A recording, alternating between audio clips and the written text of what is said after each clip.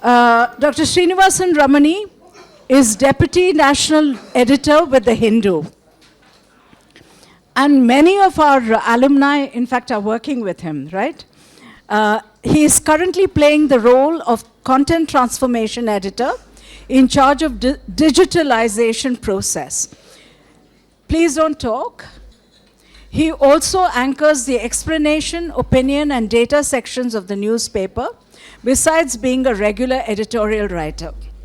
His areas of editorial expertise include public policy, international affairs and relations, current affairs, conflicts, and political economy, with a particular interest in covering elections in depth.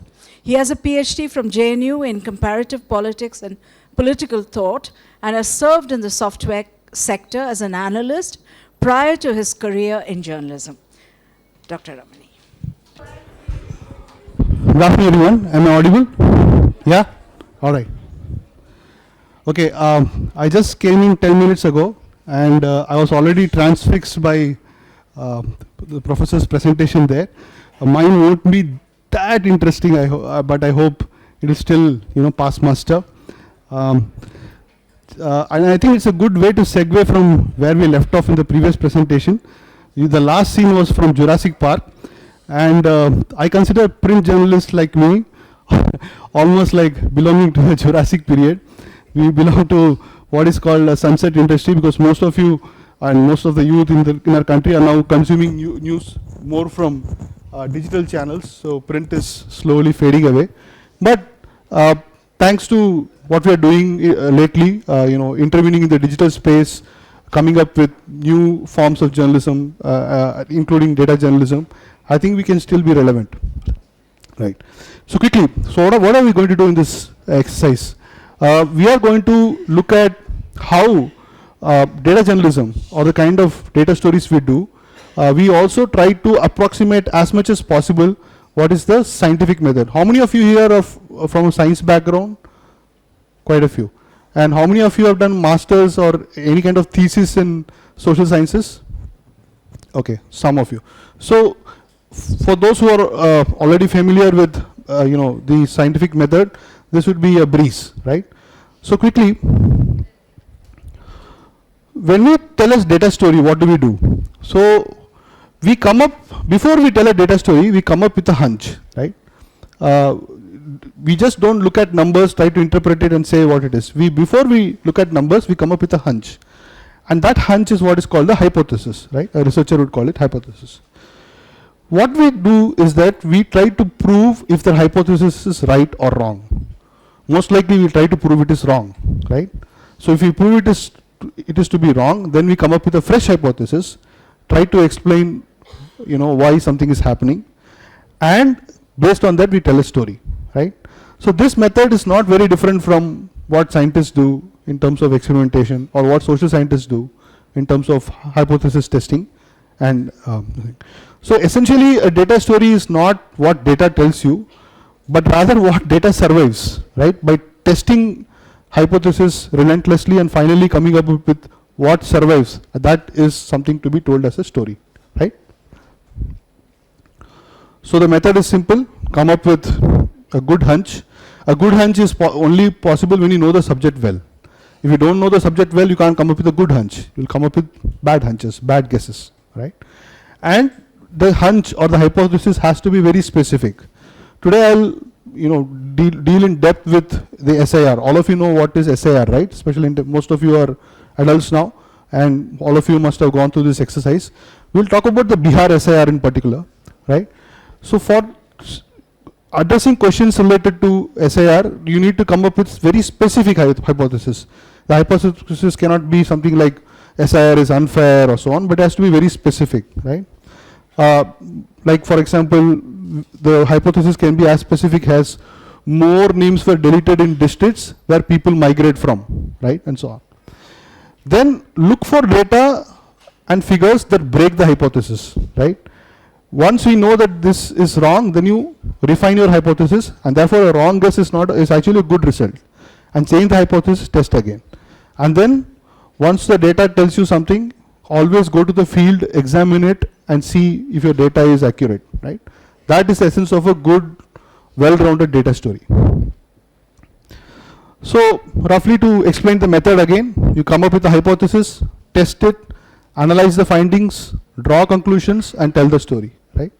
Also, this methodology of doing data journalism is not data for data's sake, but to actually come up with a compelling narrative, right?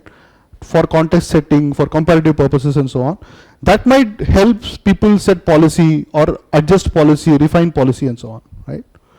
And in that sense, what we are doing is not replacing old school journalism, but just supplementing old school journalism, right? Okay. And since we are first line researchers, journalists, what we find can be the basis for, social scientists, economists, scientists to take it forward and come up with even more refined, conclusions, right? So this is largely what the kind of data journalism we set to do, and this is largely the method that we follow. All right, so I will explain this using the Bihar SAR. That will be the first example, and then I will show you another example. I'll come to that later. Let me not, talk about it right away. So before I explain the Bihar SAR and the stories we did, you should understand what was the scenario or the context at the time when the SAR was commissioned, right? If you remember last year, roughly in June, that's when the SAR process started. And I hope everybody understands what is SAR, Special Intensive Revision, where electoral rolls are, refined for people who are dead or absent or who are moved away are deleted from the rolls, and fresh, eligible voters are added to the list. That is what the ECI defined as the SAR to be. This was done at a time when there was increasing distrust in the ECI, right? The opposition was scrutinizing every aspect of the electoral process. The Congress party, for example, and its the leader of the opposition, Rahul Gandhi, for example, was raising very, pointed questions about electoral rolls, saying that the electoral rolls are very inaccurate. It contains information that is redundant. One person is noted in the same place, in the same role multiple times. There are fictitious addresses and so on, right? At the same time, they were also raising other questions related to EVMs, electoral roll revisions, and so on, plus this whole process of nominating, election commissioners. So what we thought was, while this was happening, we analyzed each of these criticisms and we tackled each of them, and we found that the criticisms about EVMs were overblown. We looked at, safeguards for EVMs, how the technology is implemented, the administrative safeguards, technical safeguards, and we found that the controversy over the EVMs was overblown. And we also looked at the allegations about, electoral rolls being inaccurate and so on, and we found that yes, electoral rolls are inaccurate, but largely the process of voting is not been vitiated because people still use electoral link. There is, political parties are given, ability to verify and so on. And but for some exceptions, largely the voting process has not been deeply vitiated. While electoral inclusion or voter inclusion was not the issue, we felt that mass exclusion was an issue, right? And that was exacerbated during the SIR process. While we did that, there were other controversies. There was this example of, a place called Aland in Karnataka, where a number of voters were sought to be deleted using a, a software application that tried to, generate requests for deletions. Luckily, someone found that this process is fraudulent, and the ECI managed to tackle it. So, largely speaking, these were the controversies that were occurring during the SIR, right? Then when the SIR came about, we noticed that this SIR, the way it was conceived, right? All of you know what the process is, right? So the Election Commission comes up with what is called enrollment forms, and it drops enrollment forms around, what is it, enumeration forms. It drops these enumeration forms in households, right? And they are supposed to visit each household thrice, right? And if a voter does not does not include himself or herself in the enumeration form, he or she is deleted from the list, right? So on this basis rather, the Election Commission actually deleted 65 lakh names from the electoral roll in Bihar, right?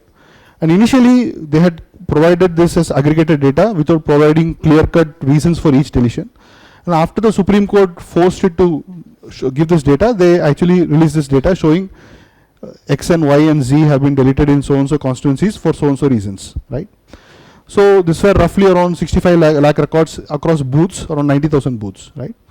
Then there was other things also. The Supreme Court mandated. It said that you can't just use those 11 documents that the ECI said were necessary for adding into the list. Aadhaar should also be part of it, and so on, right? But we now wanted to see if those 65 lakh records that were deleted, they were genuine records, meaning these people were genuinely deleted or not, okay? And were there eligible voters who were supposed to not lose their names, were their names deleted or not, right? That was the question we wanted to address, right? So what was the main reason that the Election Commission said was necessary for the SIR? They said many voters have migrated, they are no longer in their place of residence, and they have moved on to other states. And ordinarily, if a voter has moved to another place, that's where he or she is eligible to vote, and therefore their name should be removed from the Bihar SIR, right? So we wanted to test this hypothesis. Did the SIR genuinely delete those voters who are no longer staying in Bihar, or did it do more than that, right? Now, before we check that, as I said, in order to come up with a healthy hypothesis, you need to have an intelligent guess, right? So this is a story we did 6 months before the SIR. We looked at voting in Bihar during the Lok Sabha elections, okay? Now, what we did was, let me just open this.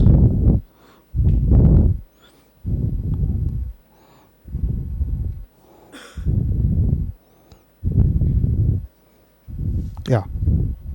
Is it visible to you? Yeah? Okay. So what we did was, we looked at gender-based voting in Bihar, okay? Now there are two variables. One variable is number of women who are registered in the rolls with respect to men, right? So if there are 1,000 men registered, how many women were registered, okay? And the second variable was number of women who actually voted versus men, okay? So if you look at this graph, on the x-axis we have number of female to male electors, electors meaning who are registered, and on the y-axis we have ratio of female to male voters who actually turned out, okay? Now this might seem a bit difficult for you to understand, but if I go through each record you will understand it. So let's take the case of Kerala, okay? In Kerala, 27 million or 2.8 crore people voted in the Lok Sabha election. Our total electorate was 2.8 crore, okay? In terms of electors, meaning eligible voters, right? For every 1,000 men, there were 1,064 females. Got it? For every 1,000 men, 1,064 females. And in terms of people who actually voted, for every 1,000 men, 1,087 women voted. Okay? This is intuitive because gender ratio in Kerala is, it's more than 1,000. For every 1,000 men, there are more women. So obviously, there will be more women registered, and it is also shown in the case that, in this case, that more women actually voted as well, right? The same was true of Tamil Nadu, Andhra Pradesh, Mizoram, and so on, right? But not as as elaborate as in Kerala. On the other hand, in Uttar Pradesh, I am not able to hover over it, but anyway, in Uttar Pradesh, if you notice, look at this, you see this number 900. In Uttar Pradesh, the number of women registered for 1,000 men was low, only 880, right? And in terms of number of women who voted is also around 880. So far more men are registered and far more men actually voted, okay? But, and that's the case with many states like Gujarat, Maharashtra, Rajasthan, etc., etc. But here we saw one outlier. If you look at Bihar, okay, the hover isn't working. Anyway, If you look at Bihar, this is some kind of an outlier in the sense that in Bihar, far fewer women were registered to vote.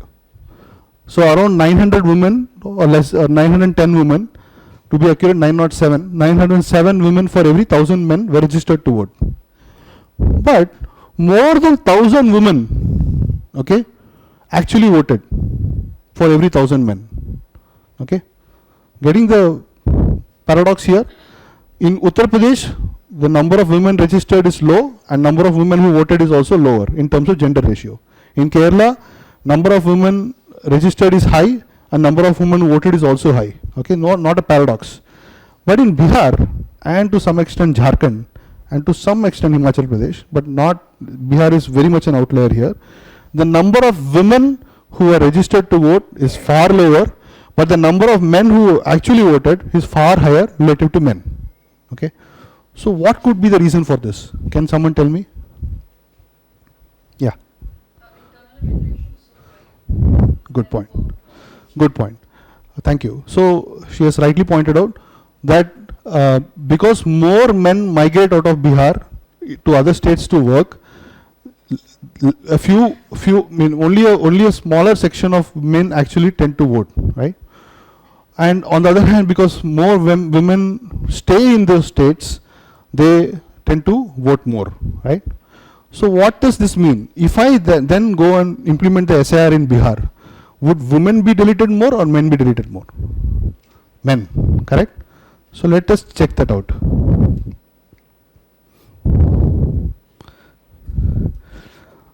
So again, just explaining what we did.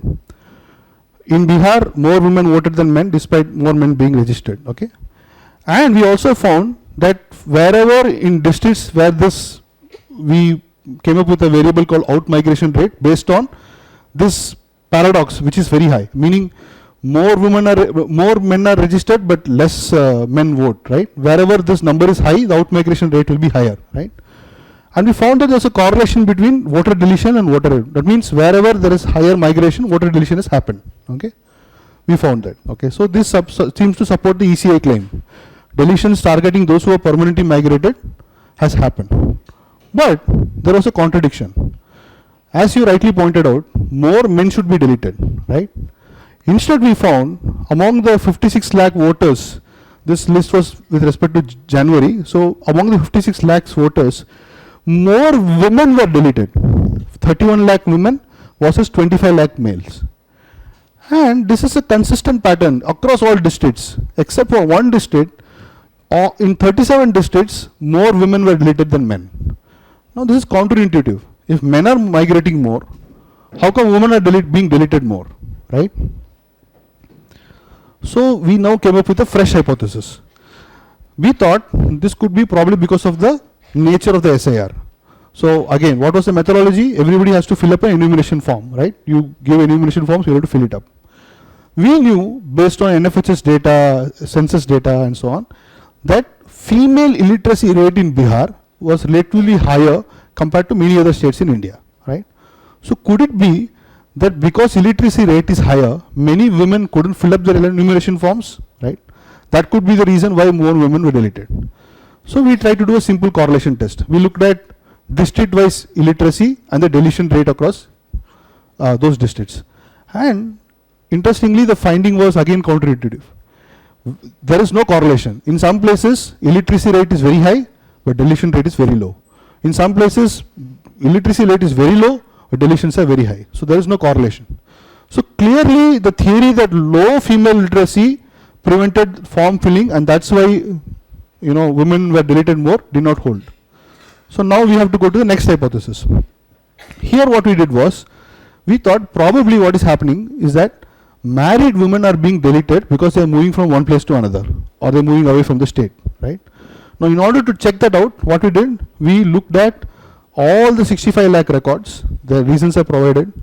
We used AI and so on to pass out record first, convert it into, okay, let me not get into details. We looked into each of these categories. There are 4 categories: permanently shifted, absent, duplicate voters and dead voters, right? And we saw a gender breakup, right? What we saw was, while for dead voters, 50-50. 50% are men, 50% are women. Not much of a difference.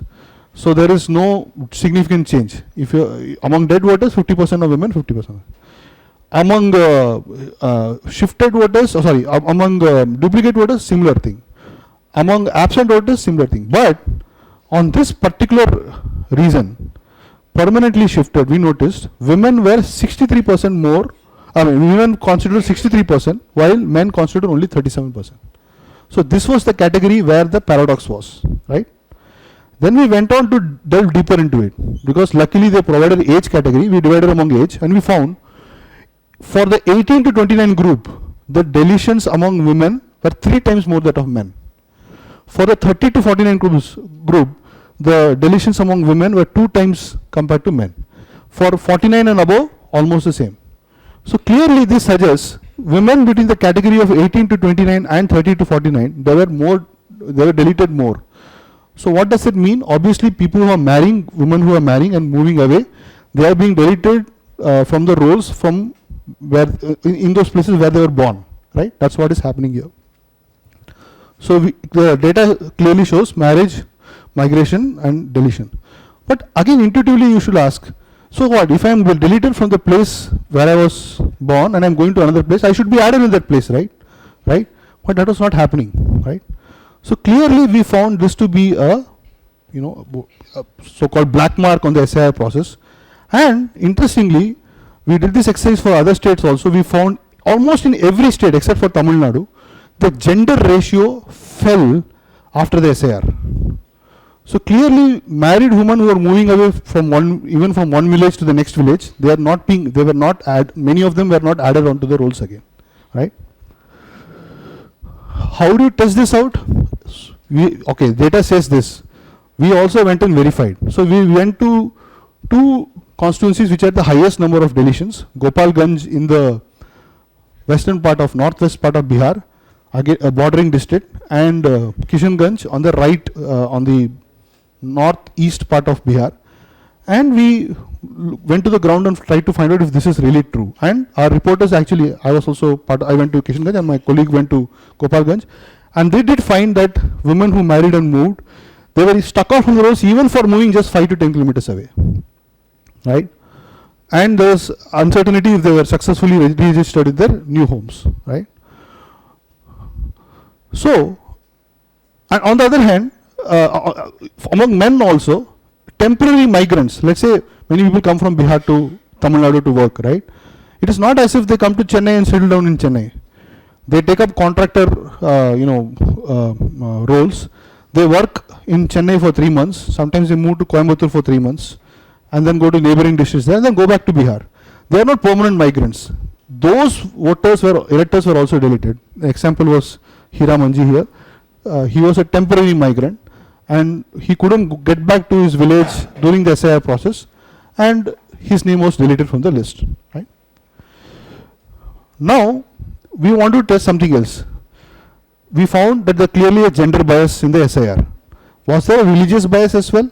So we want to check it out. So what did we do? We looked at all the names in the 65 lakh names that we had. We ran AI algorithms to match with another data set where we knew these names are Muslim names or Hindu names and so on, and probabilistically show how many Muslim names are there in this actual data set. And we looked at the deleted figures there, and we found that the share of deleted Muslims was around 18.4%. Okay, the share of Muslim population in Bihar was around 17.7%. So not much, is almost the same. So there was no clear religious bias in the deletions, and this was confirmed when we went to the ground. We went to Kishanganj and we found among Muslim voters the fear of disenfranchisement was very high, and so they were extra careful about having identity documents, petitioning BLOs, petitioning EROs, and so the deletion rates were not significantly high in Bihar, right? So we mentioned this also. So clearly the primary bias in Bihar was on gender and marital status and not religion. Interestingly, we did a similar exercise for Bengal, and it's not we couldn't do for the entire data because the data was not available. So we had to do for select constituencies. Other institutions also did the same, And instead, unlike Bihar, in Bengal, especially in Bengal, there were 2 rounds of deletion. One was in the draft rule and one was called logical discrepancy. In the logical discrepancy phase, far more Muslims were deleted from the list, right? So unlike Bihar, where there was no religious bias and the real problem was in terms of gender, in Bengal, the problem was both on gender and religion, and particularly on religion. And we also saw, did the SIR really matter finally in the election results? We found that no. The political variables were already so set in Bihar that the SIR, despite deleting more women, did not really, affect the electoral result. But in Bengal, there was a perceptible effect in terms of how the deletions actually worked against the ruling party there. Anyway, so getting back to our method. So I gave you the example. What did we do? We did several rounds of hypothesis setting and checking. First we found out if there is, deletions are tracking male out migration. Yes, it was. But when you disaggregate by gender, we found that more female migrants, female electors were deleted than men, right?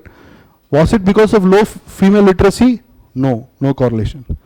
Then we started looking at deletion reasons and we found that permanently shifted was high. So that led to marriage migration, right? And interestingly, census data from 2011, unfortunately this government has not conducted a census after that, so we had to rely on earlier census data and migration tracking NSSO surveys. The number of men who are migrating outside of Bihar for work are far higher than the number of women migrating outside of Bihar for marriage. So clearly this is not because women are migrating outside the state for marriage. Clearly this is a systematic problem with the SIR, and that was seen not only in Bihar but in other states also. So basically how the method was continuous refinement of our hypothesis led to counterintuitive findings, and we published it. And at the same time we also looked at other caveats. We looked at whether there was a religious bias. We found there was no religious bias, and we published that as well, right? So we let the data speak, come up with intelligent hypothesis, test those hypotheses, whatever the conclusions come, present it as it is, right? So this slide just shows you SIR across other states. We found that except for Tamil Nadu and some smaller union territories, gender ratio actually fell in all these states where the SIR was conducted after the SIR, right? And we published other things as well. Okay. Now, this story we did because we had data. The Election Commission was forced to release this data because the Supreme Court mandated it to do it. There are some situations where you want to come up with interesting stories using data, but you have no data, right? For example, we wanted to find out, and this we did it last year, so I'm just repeating what I mentioned last year. We wanted to find out in Chennai, is heat, all of us know in Chennai we have just 3 seasons, hot, hotter and hottest. So we wanted to know if this was affecting people differentially within the same city, right? So students like you who are sitting in AC environments, or journalists like me versus the working class, how heat affects them differentially, right? So what did we do? We know that official data just gives you temperature, and the temperature is uniform almost across the city, right? Not with some variations, but largely 1 or 2 meteorological stations might differ, but it just gives you that this city experienced so and so temperature. So we need to find out how each person gets affected by the heat, right? And heat is not just the ambient temperature, it is also humidity, right? So we wanted to find out if there is a variable that captures temperature and humidity, right? And track it across different sections of Chennai, okay? And see whether people are facing different heat indices based on this, right? So what did we do? We, I'll just show you.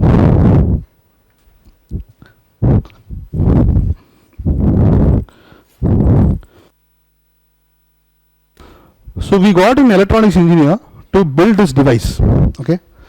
This device, it contains a heat and humidity sensor, okay? And a switch, right? And what we did was we placed this 6 of these devices among 6 different people. 5 from the middle class, 5 from the working class, and 1 from the from a middle class with relative relative ability to enjoy AC or and so on. And what we did was we asked them to switch this device at the same time on June 9th, 9 a.m. and keep it on for 24 hours. And this device captured temperature and humidity every 30 seconds, okay, for 24 hours, right? I tell you what really happened.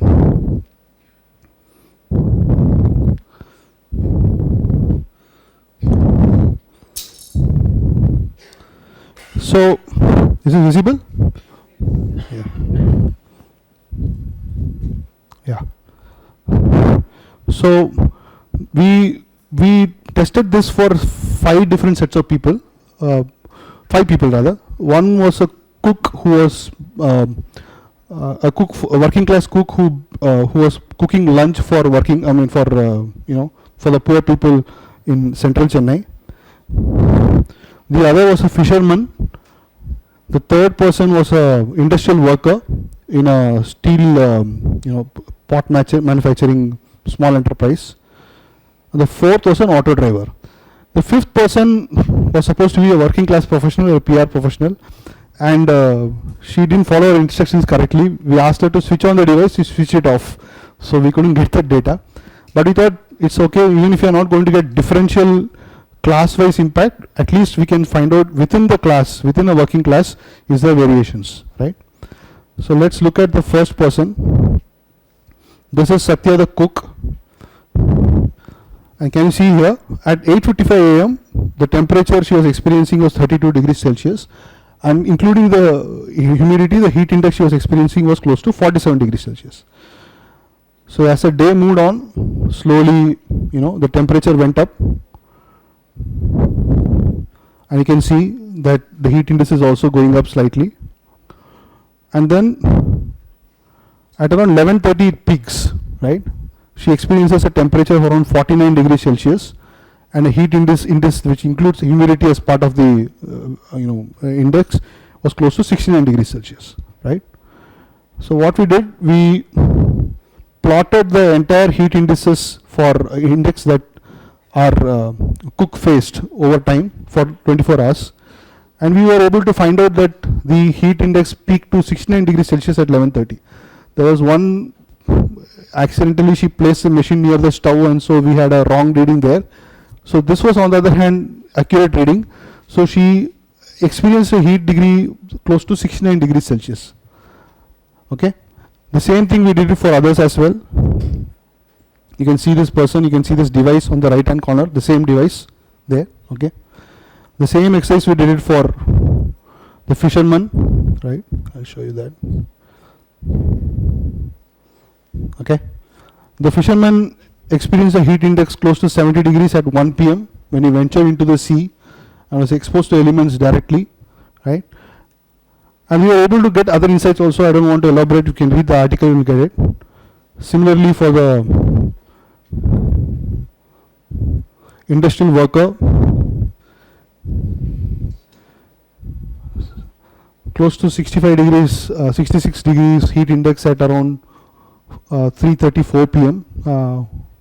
And interestingly, our industrial worker experienced high heat indices unlike the others, because he lived in an inner part of the city where there was very little ventilation, right? And that's why the heat index was very high on a day when there were rains after 4 o'clock. Okay, and similarly for our auto driver as well. Okay, you can look into the story. There's more than just heat. Their livelihoods, how they are affected by heat, all of that's there in the part of the story. All right, let me quickly. Yeah.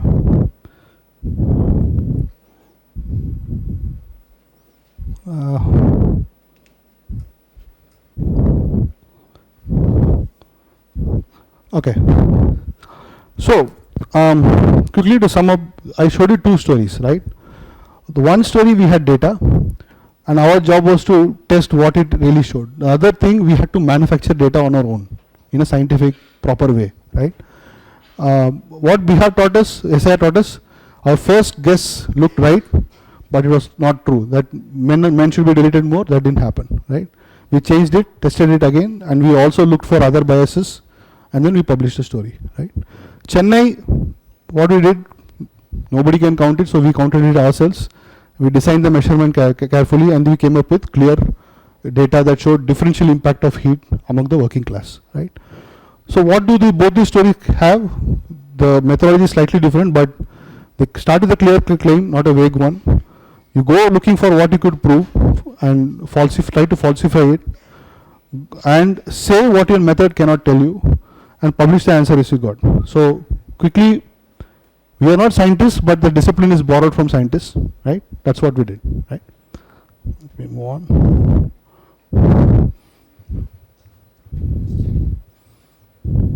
Okay. So am I.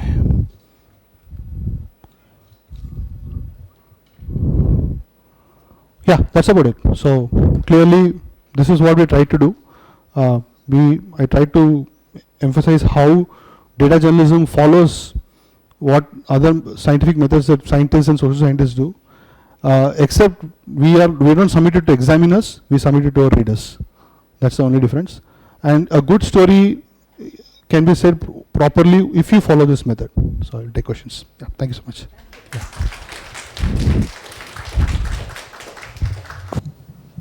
So, as per an article in the Frontline by Brinda Vasudevan, the AI is being used for making automotive weapons and predictive targeting. So, how can we do you think an impending AI arms race can be occurring, and how can governments prevent it? Who's the question addressed to? Tarun sir.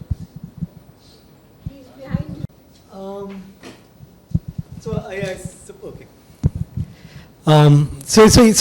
I think this is one of the most serious worries about the use of AI in the development of autonomous weapons. I think it's already evident. It's happening in the Ukraine war with the autonomous drones.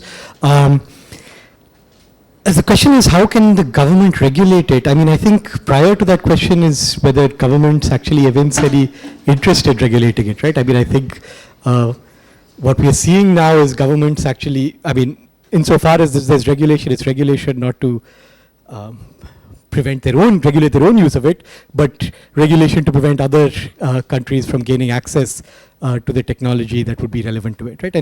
And I guess, again, I'm not like a geopolitical analyst, but I think one can think of this in two directions, right? One is that there is a serious cost to this, which is the fact that this essentially makes war less costly to governments in terms of, their own, what they have to justify to their own populace if they're using these autonomous weapons. But on the other hand, it also makes, it also, and there seems to be some evidence for this happening last year with what happened in Iran, with what is happening in Ukraine. There's some evidence that it's also leading to a correction of some of the asymmetry that results from differences in the size of countries, economies, and so on, right? This seems to be in some sense leveling that battle. And so I think countries that control a lot of the AI landscape, their focus now is on tackling that second aspect, because they don't have an interest in the playing field leveling. They do have an interest in maintaining the control of the technology. So what you have is now restrictions on what kind of technology can be sold, what kind of technology can be produced.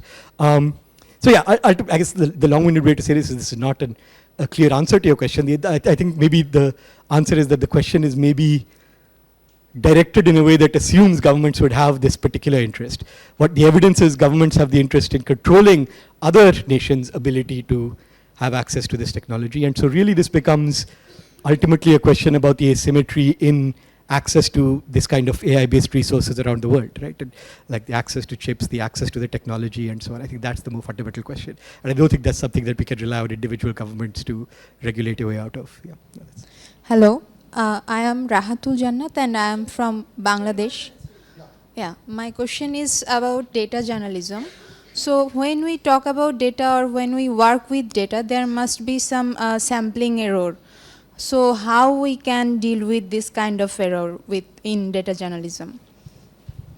I think this is not Yeah, can you hear me? Yeah. So I didn't delve into polls and surveys that we use for our data stories. We tend to avoid any survey or a pollster which is not officially verified or has a methodology that is not been tested by peer review, right? So if you are going to come up with, let's say, unemployment, if you look at unemployment surveys like CMI publishes, so we look at that, we use the data because CMI's unemployment methodology is already vetted by microeconomists and they have laid out certain problems with it, but we know those problems won't impinge upon our findings, therefore we'll take it. We also, for example, when we look at pollsters, right, there are many pollsters in India. Very few pollsters actually reveal their or come up with a transparent way to explain their methodology, like Lokniti does that. And that's why if you notice in the Hindu, we don't publish any other pollster but for Lokniti, because Lokniti actually reveals their methodology. And we, as much as possible, we look at only official surveys released by the government, NSSO surveys, PLFS, HCES and so on, because these are again vetted by microeconomists, statisticians, and who actually criticizes methodologies in journals. So we know that this is stress-proof and it has been stress-proofed rather, and that's why we rely on those databases. If someone, let's say a chocolate company comes and tells you that, we did a survey of 60,000 people and found that eating chocolates actually help people hypothetically, avoid cancer. We won't take that survey, even if they claim that we have surveyed 60,000 people and so on, because nobody has, if their methodology has not been vetted, right? So that's how we try to avoid issues related to sampling errors. Thank you, sir. My question is for Dr. Sinha. I am Kanchan. Good afternoon, sir. So do you think in near future, the algorithms can be more powerful than the neuroplasticity? Because as you referred, that AI can fill the gap to replace the human genius with the automated algorithm. So what do you think about the neuroplasticity and the algorithm? Okay, so I meant it as a joke, this promise that very soon we'll have algorithms replacing human genius. Those promises have been around actually from the 1960s. So the first ever neural network which was built, which is this perceptron, it was built by someone called Frank Rosenblatt. If you look at the newspaper headlines from that period, it says, "Scientist invents electronic brain." And it goes on to promise that within a year, we will have machines replacing humans to make all kinds of decisions. This is 1960s we are talking about. So I think, a kind of fair degree of skepticism should be in order, that whenever people say that, okay, we can, basically outsource all our creative thinking to AI, which is not to say that AI is not making enormous leaps of progress. I mean, as we were discussing during the break, that Siddharth Gadgil of Maths Department at IISc was mentioning that we have come to the point where professional mathematicians are actually taking the help of Claude to do part of their proofs. Not the entire proof, but some parts of the proof AI can do much better, because it has access to the entire literature. See, human mathematicians cannot hope to have read all the possible maths literature that is out there. I mean, the literature is so huge that no single mathematician is able to do that. So that's somewhere where AI is very useful, because you can essentially get access to very abstruse, out of the way journals, which might have already had a proof which you need to prove your results. And so for that particular purpose, Claude or even Gemini is actually very useful. So for example, when I need to, and I can give a personal example, when I need to find a reference to support some point I'm trying to make, earlier I would laboriously try to, trace references based upon citations of papers I've already read and so on. Now it has become very easy. I just Gemini, has there been a paper which has shown so and so? Okay, and then when Gemini comes up with a reference, I go and dig up this reference, and sometimes it makes mistakes. Sometimes it like makes up references which don't exist. Sometimes it gives genuine references, but the reference actually, when I read it, no such point is there. But definitely it has made my life enormously easier, but I don't think it has come to this point where I can just say, you know, well, okay, let me not say it that way. So recently I did this kind of a sort of joke exercise where I gave it a title of a paper I was planning to write, and I said, write a 6-page article with the following title. And it did actually generate a 6-page article, except that there was nothing original in it. In fact, it was even citing my own papers. It was just like a review paper, okay? But I realized that it could pass muster in some mid-level or low-level journal, and someone could just, you know, generate that and send it to that place saying that it's a review paper, and it could possibly go through peer review and get published, right? So, yes, I think the danger lies in this thing that, you know, a lot of the papers which would be coming up in the next few years, purporting to be scientifically original work, may be just AI slop. So, going back to your question, like my brief answer would be, it will assist scientists to an enormous extent, but you know, it also gives rise to this possibility that it would be abused also enormously. So we have to walk a fine line, as always. You're a journalism student? Yeah, okay. So just to add on to what you were saying, I'll come up from a journalist or journalist practitioner's perspective. You saw this heat story we did, right? So this device was entirely assembled using the help we got from Gemini, right? So journalists per se, we are not trained in these things, right? But we want to answer this question. So you can actually use AI as a research assistant of sorts to do things that we are not capable of, right? It will of course mislead you, all those caveats are there. But if you use it as a proper research assistant, it can actually enhance some of your work.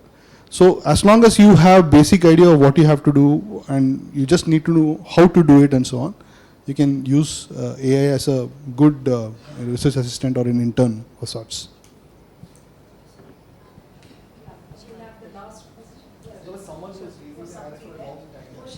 My question is to Srinivasan sir. Hello sir, I am Piyush. Sir, why are female voters deleted the most? Because before the election, Bihar government launched Maa Bahin Mahan Yojana. So it's beneficial for women. Yeah, good point. So again, that was a contradiction. Actually, more women turned out to vote, especially favoring Nitish Kumar's government, because they were thankful that they got access to the scheme, right? But more women were also deleted. That is also true, right? So then we tried to find out who are being deleted, right? And as I told you, these deletions are largely concentrated on married women, particularly poor married women, right? And in some places, again, each had a story to say, so we couldn't, generalize. In some places, for example, we noticed that the parent themselves has deleted, or a brother has deleted his sister's name. So we asked them, why did you delete it? And did you follow up and get your sister's name added in the place where she has gone after marriage? They say, वो उसकी responsibility है, लेकिन हमारा काम है उनको हटाना यहाँ से. So I asked them, why did you can understand Hindi, right? So why did you delete it? They said, देखिए वो हमारे खानदान की नहीं है. She's not of our family anymore, right? And in some places, these ID cards, like voter ID card, ration cards, etc., are also proxies for, things like property and so on. So in some places, this was the reason why families themselves perforce, wanted these names to be deleted. In fact, in those places, even if the male member was a permanent migrant, right, those names were not deleted. This also was there. When they had to be genuinely deleted according to the ECS rule, they were not deleted. But women who had married and moved on were deleted. So again, each of them had different stories to say. Like in Kishanganj, we found a place where of around 100 deletions, 95 are dead, right? And seemed odd to us. How come 95% of all the deletions are because people are dead? So we went and spoke to the BLO. The BLO said, "Oh, galti, it was supposed to be shifted. In a hurry, I made it deleted." And almost all 95 were tribal names, Manji, Marandi, and so on in Kishanganj. And I found these are names Soren and so on. These are names I know are part of Jharkhand. How come these names are there here? And then he told us that these were workers who had come to tea gardens to work. And the tea worker at that time, because the tea estate supervisors had enrolled them in the electoral roll because they had needed benefits like ration cards and so on. And now they are no longer there and they were deleted. So each deletion had a story to say. But we couldn't generalize that this is the particular reason why women were deleted more. But having said that, it is also true in general across India, gender ratio has fallen across states because of the SIR. I have the similar sort of doubt कि during the exit polls or while taking the data during elections, we try to use AI as a tool or a helper to us. But the diversification of the landscape or the districts or sometimes it tends to produce generalized results. So like how do you avoid it completely? Because every time I can't go to Gopalganj or I can't go to a place and actually remove the data. So like how do you deal with it? No, see, AI is not going to do the exercise for us, right? Our hypothesis testing, interpretation, we will do on our own. We will only use AI as a tool for things that are difficult. Like, I'll give you an example. If I have to find out the percentage of Muslim names in a particular constituency, okay, there is like each constituency has like 8 or 9 lakh records, and you might have 3 lakh Muslim names. How do I find out? I can't do it manually, right? If, on the other hand, I can use machine learning to do that, right? I can train a data set which has name and religion in the form of a row and a column, and train the data set to understand that these kind of names could tend to be Muslim names, right? And make the AI tool, and of course I have to vet the methodology, I have to vet the algorithm also. There could be various, various ways to do this, and then test it and say if there is say 95% or 99% match, then I will use that methodology to on my existing data set and say that these number of names who are deleted were Muslims and so on. So AI is only going to be used, LLMs are only going to be used to generate code to do tasks that we can do ourselves, which will take us a lot of time to do it, but they can do it much more faster, right? We are not going to ask AI to do the interpretation, right? So we prepare the data sets, we pass through the data sets, we interpret it, we ask the AI tool to basically help us speed it up, that's all, okay? Okay, I just want to thank all three speakers. Excellent morning. Thank you. Thank you very much.